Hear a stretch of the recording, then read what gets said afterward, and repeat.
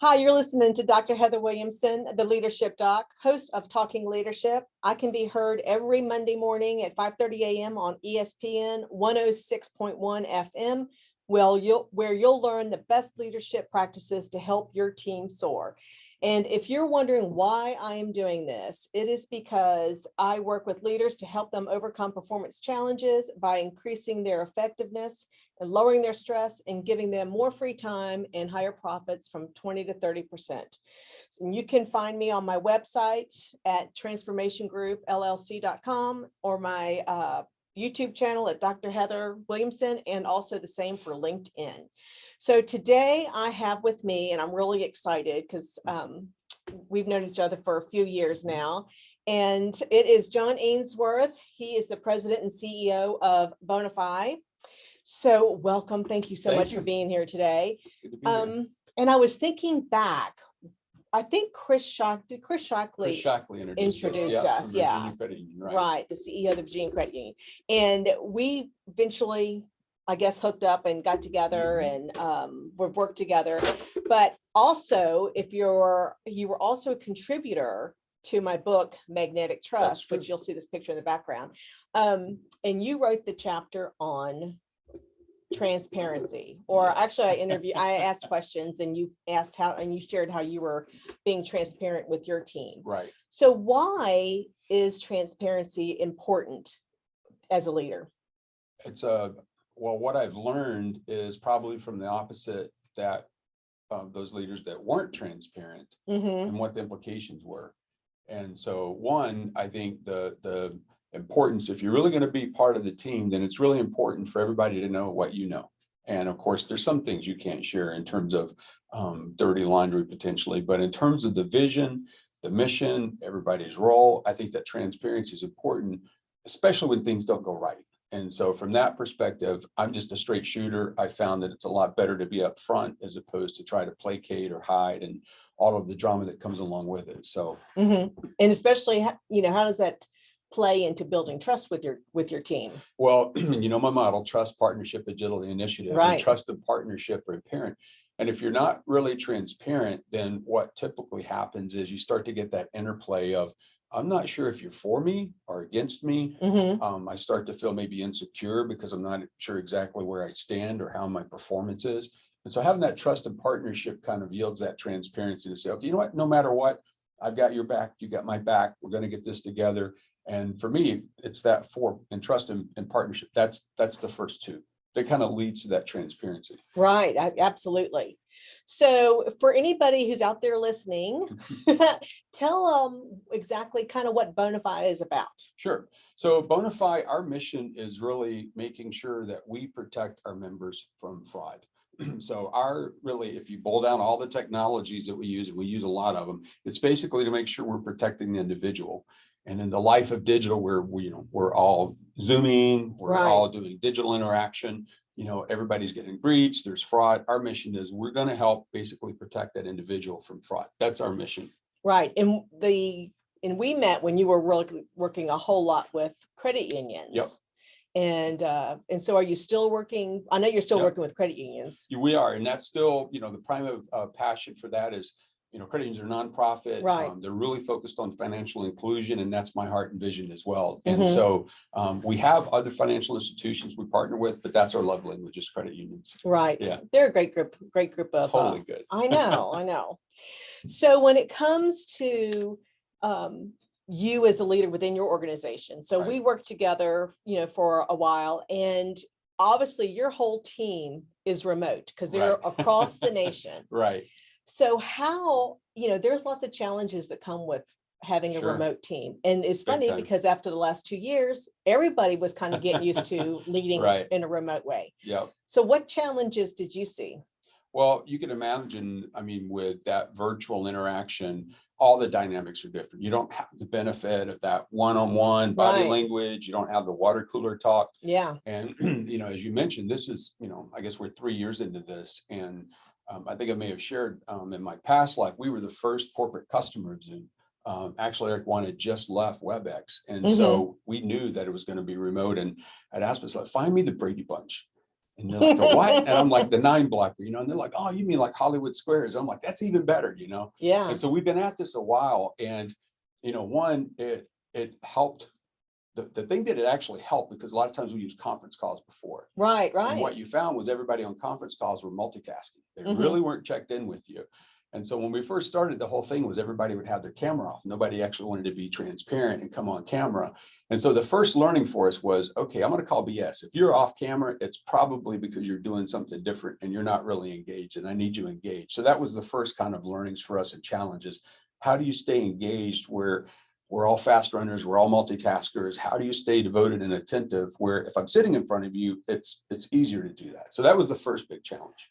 Well, it's interesting you say that when you can't see them, they're not engaged, because I'll share a little secret. So I sit on the Powhatan Crime Solvers board in our meetings at 7:30 in the morning. My camera is not You're on. Not really presentable. No, Yeah, they want to see the ball cap. No, yeah. But I am engaged. Yeah, I am engaged. Yeah, there you go. No, that's too early in the morning. Yeah, I get it. I get it. So when it came to obviously when you know managing that remote team, you sent me some really great information about, and I had to take a note because I'd never even heard about this. And there's one other thing I wanted to share that somebody told me. So Capital One, how they are actually like engaging their team in a room, because a lot of their employees are still remote, or they still have the option to be remote, or some of them are hybrid. But they actually sent their employees a little happy hour box, I think, with like a little bottle of wine and a glass, and they all got on at 5 o'clock for happy hour as the teams. I thought that was fabulous. It's really neat. I actually, what sparked even something further is, you know, we used to do a lot of marketing related events, promotional events. We'd take somebody to play golf or whatever. So we started doing what I called Zoom bombs, and that's not, I didn't invent that term, but we would have, for example, we had a group that we were doing a presentation for, and we had 2 famous PGA players just actually Zoom in unannounced. And it was kind of like Curtis Strange comes on the camera and he's like looking, and he's like, am I in the right room? And everybody's like, what, who was that? And so that kind of, you know, surprise was kind of neat. What's fun now is I'm actually moving to the next level, and everybody's talking about the metaverse, right? So everybody's like, you know, so what's fascinating, we're actually playing around is, what does it look like in a meeting room when I'm Gigantor? I have an avatar, I'm Gigantor, I'm the leader. So that whole experience again of how do you have fun, engagement, it's kind of neat. So next level. Yeah. And there are lots of companies out there that are using this avatar as a way of, you know, being in a remote environment and still getting everybody engaged. Because my 15-year-old son loves Roblox. So when I saw, I know they're coming up with that kind of mentality. Right? That's what they expect. So the whole augmented reality. And it's fascinating to me, if you remember back with Star Wars, and there was a scene actually where like R2-D2 was projecting Princess Leia, and then like, you know, Luke and I forget the other character, but they were watching her in a hologram, basically a message. I'm like, who knew? That's like pretty much it now, you know, you've got that virtual interaction. So it was way ahead of its time. And there, believe it or not, there are companies out there besides Roblox that are using this metaverse, this 3D virtual worlds where people interact and do business. And it's obviously Meta, Microsoft, Epic Games, and obviously Roblox, and they're all creating these virtual worlds. It's neat, right? Yeah, and you get to pick your avatar, which, you know, for me, it was like, I get to do what? Right. But I can see the younger generation really jumping on this. Right. I know. What they grew up with. So augmented reality. In fact, we've got one where we've got the Oculus glasses, and, you know, trying to basically connect with someone in that environment. And I'll take it back to leadership. It's going to be fun, but I think it's going to bring in some new sets of challenges, just like Zoom did. It's kind of like, okay, well, what's that engagement model going to look like? You know, how do we keep communication? How do we have trust, partnership, and agility initiative in that world? So I've been asked a lot, you know, now with, you know, kind of the pandemic, you know, either being kind of over or whatever, we're getting back to normal life. Do you think that, you know, virtual interactive model will go away? I don't. I think it's actually going to be even more present. And, you know, I think it'll just continue to evolve. Yeah, especially with these technology companies. I think they're going to bring it in. And so every other company is going to start having like a little piece of it, start Right. incorporating it into their interactive remote hybrid work teams. Yep. Yeah. So Yep. what do you see as the benefit of doing this? So, well, for example, for me, if you remember my team, Mm-hmm. technologies are beyond the US. So, Right. if you remember Daryl, my CTO, he was in Canada. Right. So I had this kind of remote group. The cost and expense in the old model of having that group be in one place, interact, I mean, it would really have cost a lot of money. You take for weeks trying to plan. So it allowed me to expand my universe of where I could recruit talent. Mm-hmm. I'm not in Silicon Valley, but we're in blockchain, right? So most of that talent was out in the West Coast. So being remote, it allowed me to attract the talent. And at that time, that was actually part of my benefit is, hey, you can work remote. I'm not going to make you go into Apple every day. So what was my recruiting tool now is kind of had a reset because everybody's able to work from home. But that was the real start that allowed me to expand that universe. Mm-hmm. So what do you think is the next creative, innovative technology that you're going to start looking at when it comes to having a remote team? So I haven't figured it out yet. I know that all of the nanotechnologies that are coming are going to accelerate. So if you think about now, one of the biggest challenges about Zoom, for example, is I don't have enough data speed, right? So I haven't been able to show you, do all the things I want because I don't have the bandwidth to do it. So if you think about 5G and nanotechnology, all of that come together that will just accelerate. So go back to like an avatar type experience. So what I can do in that, I could actually go virtually look for merchandise, actually purchase it with my hand. I could have all that experience and not have to go anywhere. So for me, it kind of sounds great because there's days that I would be lazy and I'm like, oh, this is awesome. I can just buy everything and just have my whole experience. But I think the data speed and those next nanotechnologies and processing, it's going to make everything so much faster. And the daydreaming of it is just crazy. I don't know. I don't know if you follow NFTs at all. Or are you following that kind of craze? A little bit. Yeah. So that whole experience of where I'm in that universe, for example, I could buy the rights basically to your book and I could have that in a virtual experience. Everything we're doing right now could actually be augmented. So I could have basically two personas. So it's going to be crazy. It's going to be cool. I think I mentioned, the founder of Visa is one of my mentors. We were talking about this. It's like, what's the next 5 years going to look like? Yeah. So I haven't quite figured it out yet. Well, I have total faith in you that you will figure it out. I'm on it. We're you on are. it. We're on it. You're that techie guy that just is always like a step ahead of what's going on in the world. It's just amazing. Yeah, it's funny because and I share the shirtless guy video just kind of in fun, but this was the fourth time that I've been called crazy kind of as a leader. And I won't go through the three, but blockchain and digital currency, they're like, this was 3.5, 4 years ago, and they're like, I don't see it. I don't see where there's going to be this kind of electronic kind of environment, and I just don't see it. And so that's coming along. The other thing that I think is underappreciated is robotics, humanoid robotics. So one of the things that we're partnering with is actually a robot for home care.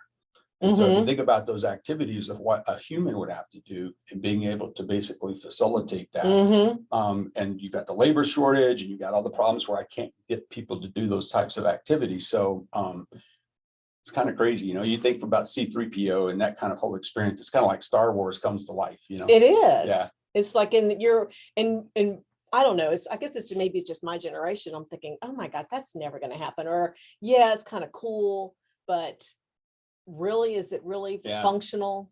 Yeah. I get kind of scared. It's funny. I remember there was a guy that I met at an amusement park, and he was standing in line, and he was really upset. And he said, I just wish they could teleport me in front.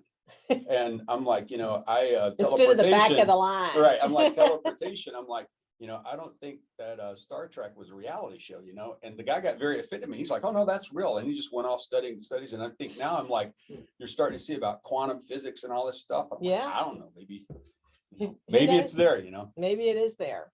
But you do have a meta branch. I do have a meta branch. So share with the listeners what that's about.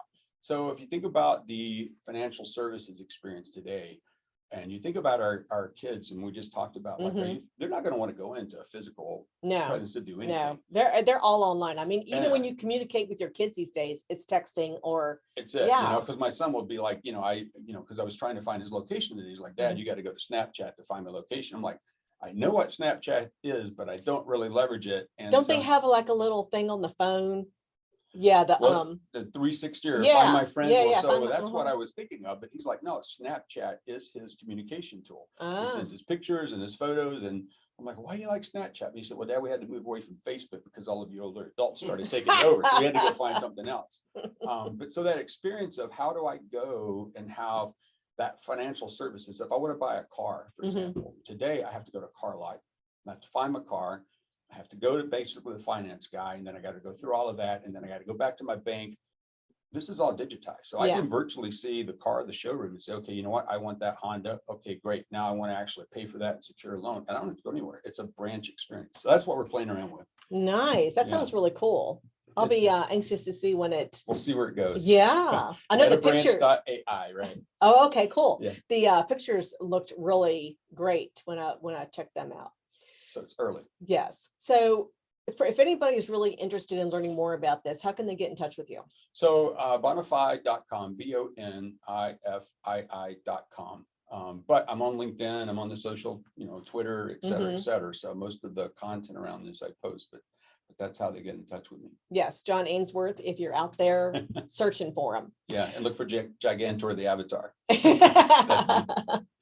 So what other, from a man with your years of experience in a good way with all the different industries that you work in, it's always been kind of financial services with MasterCard. And what piece of advice would you have out there for anybody who's in a leadership role managing a team? So great question. And if you look at my journey, I went from a large financial services organization at that time, SunTrust, then into Visa, a large organization, and then into a startup. And the dynamics of going through a large organization and how you have leadership with large teams, then going into a startup when there's only 6 of you. So like, well, we need to do this. Well, you look around the room, this is we, right? So let's figure it out. Yeah, exactly. So having to have that leadership adaptation, and that's the reason why I engaged you, right? So I went to MasterCard, ran North America for Camino Institutions. That's great. Went and started up again. New technology, new team, remote team. So my suggestion would be, don't look at your experience to basically define your game plan for where you're at now. It's a reset. You have to go back and evaluate everything you're doing, the situation, the dynamics, the team, figure out what your objective is, and then you can start to place in the roles and the people. And then once you have that, for me, the dynamic is I no longer have to try to beat you into submission, and that being a leadership style. It's more like, I call it an uncle role. I'm there to help you. I'm there to make sure I'm, removing roadblocks for you, make sure you got the resources, which is a very different dynamic. So that would be my advice. That's awesome advice for anybody out there listening on what to focus on as a leader. So I'm asking Mike how much time I have. Oh, okay. Go. Okay. So what we're going to do now is take a few minutes, go to break, and we'll be right back in a few. Welcome back to Talking Leadership with Dr. Heather Williamson, your leadership doc. I can be found every Monday morning on ESPN 106.1 FM. So get your cup of coffee. I know it's early, but it's worth it. So we are here with John Ainsworth, the CEO, president of Bonifii, and want to continue with our whole leadership talk. Sure. So obviously we had said before about how you really lead a remote team across the country and in Canada. So what have you found to be successful to help you become that amazing leader that, hey, I know you are? No, I'll take us down a little bit of a memory lane. I think, first of all, for me, it was acknowledging who my team is and what they need. And because they were remote, it takes another effort level to find out, how do you motivate them? Right. And so part of the benefit of you going through those personality profiles and helping to make me better understand how they're made up, it helped me understand who needs high touch, who needs low touch, right? Who needs clarity, who needs reinforcement. And then that allows for the communications. Otherwise, we just get on the Zoom call and everybody talks and we break and we huddle, and then you walk away and someone may feel like, I needed more. Right. You know? And so, there's an employee that we talked about who was more high touch, and in her typical environment, she was one that would have been walking around, would go to the water cooler, have an interaction with someone, and then go back and went back to work. She was used to that engagement model. So for her, having a Zoom call where we all broke off was like, she felt like I wasn't connected, right? So being more intentional about having those other extra little break-in calls of engagement, that's the important. And so I think it's on us as a leader to basically find out what helps them to be motivated, what helps them to have that more trust and partnership, agility and initiative. So it takes extra effort. I really applaud you for the help you gave me, because those tools were very helpful. I wouldn't have known. So that would be my advice or comment. I remember that when we first started working together, there was, because I totally kind of can really empathize with the employee that you have. And it's because sometimes when you're on the Zoom calls, you're getting your information, you're making sure that there's clarity and there's a clear understanding, but then there's questions that pop up later, and then maybe you're off to another meeting, or off to another call, or just out. And then it's like, well, I can't just pop next door to come see you and talk to you. Hallway, no, you don't have that benefit. I know. Exactly.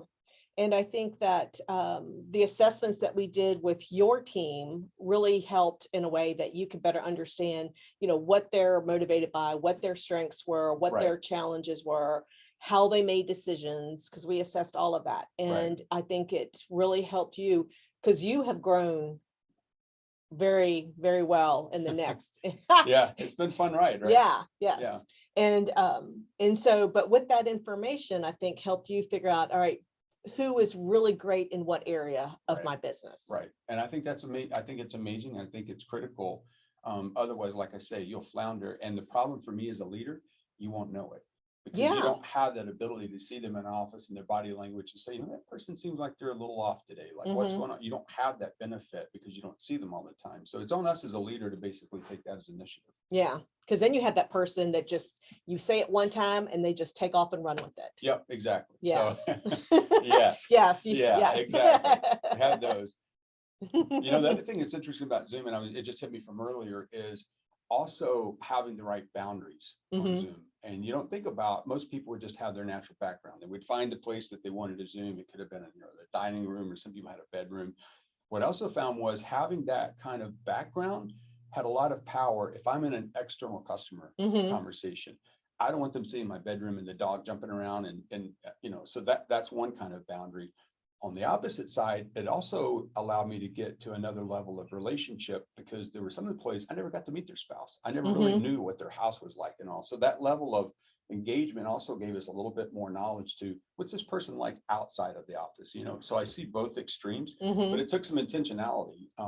And you didn't think about it. You're like, I'll just pop up the background and that's fine. And you don't realize what you're communicating. Right, the message. The body language, the environment, all of that is communicating the message. So you got to have some intentionality about it. Yes. And I just recently saw one of your backgrounds, and you need to show me how you did that, because I really liked it. Yeah, the one was in the boardroom. Yeah, I like that. It's got the company name on the back wall. Yeah. So I've had fun with that. The most creative is I have a friend that has probably a $10,000 bourbon bar. I mean, it's amazing. And he actually posted it on Facebook. So I took a copy of his picture, actually superimposed it as my background, and did a Zoom with it. And so what was funny, he was like talking, he's like, oh man, look, you got a fantastic bar. It was kind of like, he's like, are you in my basement? Like, it was so funny playing around, but you don't think about what that imagery communicates. And as a leader, even as my employee, I want them to see, like, I'm not just schlapping, I'm not going to zoom in from a golf course kind of thing, So you wouldn't think about just how that background basically imposed. And like you say, if I got a boardroom, if we'd been on this interview, I would have had a much formal background, because it's a formal conversation. Right? So anyway. Yeah, but I like this. That was free. I like this. That was free. This is a lot more casual. Yes, but note to self, I'm going to have to figure out. I'll send you the pictures. Yes, and how to impose that logo on the back. So in the last few minutes that we have, and I think it's just about last 2 minutes, share with me and the listeners what it is that you think is so amazing about being a leader, and what you think like maybe the next steps would be, moving on with your team? Sure. Well, I think for me, the reward is seeing someone flourish. And once you get into that knowledge and understanding of their goals, especially in this mind, so I'm in technology, I have young professionals coming in. They're a different, they're just a different class. And so they're not going to be with you 15 years, And so, but it's really exciting for me to see that person and watch them grow in terms of their goals. And so for me, that's the excitement. Obviously exciting about accomplishing what we want to do as a company. But when I see someone, they really excel and they exceed, I'm like, okay, that's it's actually different. It makes me disappointed that someone has to go hire a personal coach to basically that's part of my leadership role. Right. And I think a lot of people don't ever really see that as a need. Yeah. And which is sad, because I think people, even if somebody's playing golf or playing basketball, I mean, they all have coaches. Sure. Because they always want to be better. Right. And, sometimes winging it is not going to get you better. Well, again, I'm appreciative of you, because part of that engagement model you did help me to better understand some of those kind of goals and objectives they had as, as a person. So it takes a while to get through that. So I applaud you for the tools you have, because it was very helpful. Oh, well, thank you very much. Thank you very much, Mr. John. I appreciate it. So, before we leave here today, I just want to say, because we were talking about the book earlier, Magnetic Trust, that, and John has a chapter in it, the rule of transparency and building trust with your employees. You can get that on my website at Transformation Group. Yes, transformationgroup.llc.com. And you can find it there, get a copy. You will not be disappointed. It is a quick read with a lot of information, because I actually interviewed several executives from all different industries that can really provide insight into how to build trust with your team. And so with the last few seconds here today, I just want to say thanks for being here. And that's going to do it for us today. Thanks for listening to Talking Leadership with Dr. Heather, the Leadership Doc. And we will see you next Monday morning at 5:30 a.m. on ESPN 106.1. Bye.